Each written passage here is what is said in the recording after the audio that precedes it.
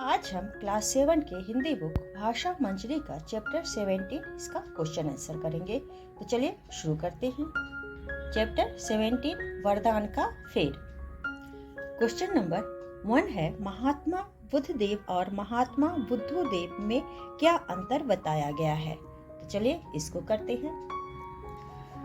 महात्मा बुद्धदेव और महात्मा बुद्धदेव में निम्नलिखित अंतर है।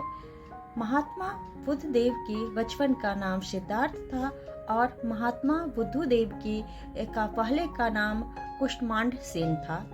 महात्मा बुद्धदेव का जन्म कपिलवस्तु नगर में हुआ था और महात्मा बुद्धदेव का जन्म कपिलवस्तु में हुआ था।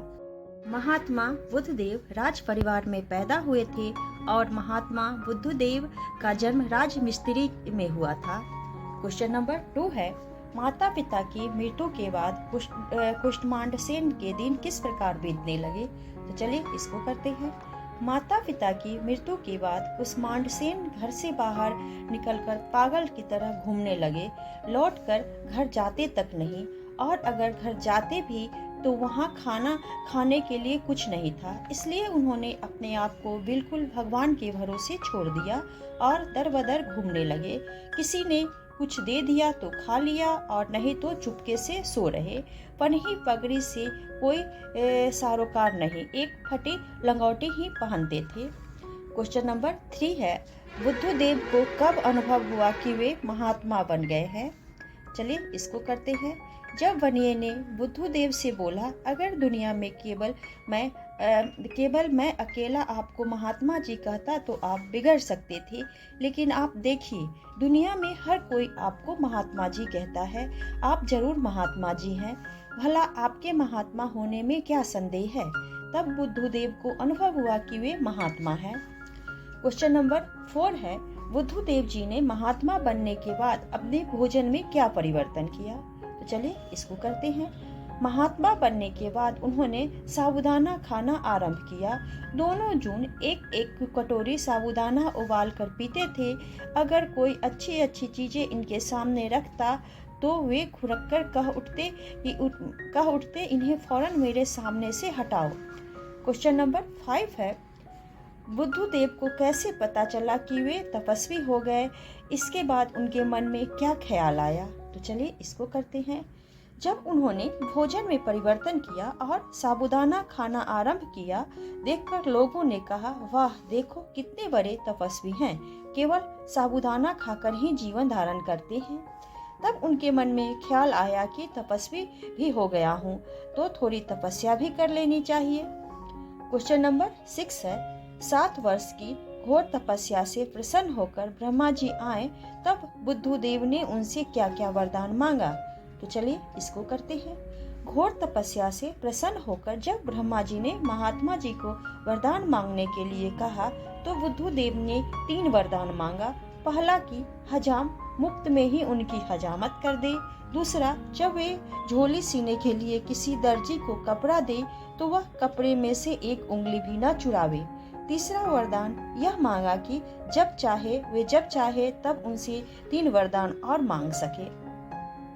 क्वेश्चन नंबर 7 है, परेशान ब्रह्मा जी ने बुद्धदेव से मुक्ति के लिए क्या किया।